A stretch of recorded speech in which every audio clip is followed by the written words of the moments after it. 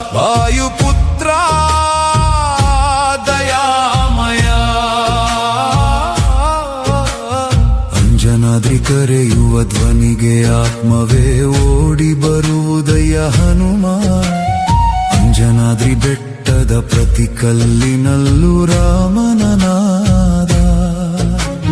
ಹೆಜ್ಜೆ ಹೆಜ್ಜೆ ಹಾಕುತ್ತ ರಾಮ ರಾಮ ಎನ್ನುವ ಭಕ್ತಿಯ ಜ್ವಾಲ. ನಿನ್ನ ನಂಬಿ ಹತ್ತಿದ ಹೆಜ್ಜೆಗೆ ಸ್ವರ್ಗವೇ ದಾರಿಯಾಗುವುದಯ್ಯ ಹನುಮ.